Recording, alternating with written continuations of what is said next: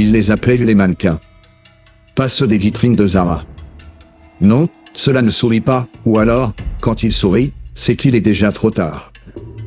Bienvenue dans le dossier L13, l'endroit où l'on déterre ce que les gouvernements préfèrent ranger dans une boîte, avec un cadenas et l'adresse oubliée. Aujourd'hui, on s'attaque à un dossier si secret que même les complotistes hésitent à en parler. Le projet Mannequin. Royaume-Uni-Londres, fin des années 80. L'ambiance, Margaret Thatcher, néant moche, et une obsession maladive pour la guerre psychologique. L'idée ? Créer des agents dormants, mais pas comme dans les films. Non, ici, on parle de jeunes femmes, enlevées dès l'enfance, formatées, manipulées, et transformées en véritables marionnettes humaines. Au début, on pense à un canular. Une creepypasta avec des paillettes. Et puis on tombe sur le témoignage de Cathy O'Brien, et celui de Smiley, ancienne formatée et du programme. Leurs récits se recoupent, abus, lavage de cerveau, conditionnement rituel, personnalités multiples.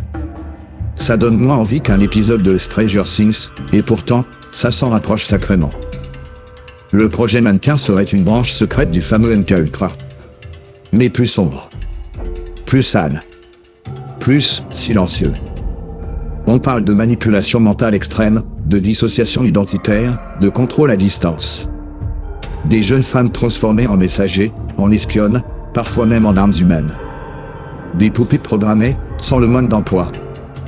Des rumeurs disent que les expérimentations auraient été supervisées par des groupes occultes au sein de la monarchie britannique et de l'armée. Alors évidemment, ça fait sourire certains. Mais quand on voit que certains noms liés à ces histoires finissent dans les fichiers du FBI, on rigole un peu moins. Et puis il y a le détail flippant. Celui qui revient dans chaque témoignage. Une salle, toujours identique. Blanche. Vide. Avec juste une chaise. Et un miroir. Enfin, un faux miroir. Parce que de l'autre côté, il regarde. Qui dit-il ? Là est toute la question. L'armée ? Une secte ? Ou pire, un club privé de l'élite mondiale qui pense que l'humain, c'est juste une machine qu'il faut reprogrammer. Et si je vous disais que certains noms réapparaissent dans d'autres affaires, le projet Monarch, l'affaire Epstein, les programmes Mi-6 non déclassifiés. Hasard ou coïncidence ? Vous commencez à me connaître. Ce qui me dérange, ce n'est pas qu'on ait voulu créer des espions. C'est qu'on ait pris des enfants. Des enfants. Pour en faire des robots émotionnels. Des coquilles vides. Des mannequins vivants. Et puis on s'étonne que certaines stars pètent les plombs après avoir vu la lumière. Peut-être qu'elles ont surtout vu le miroir. Le projet Mannequin, c'est l'histoire qu'on enterre sur le tapis rouge. Et le tapis commence à bouger tout seul.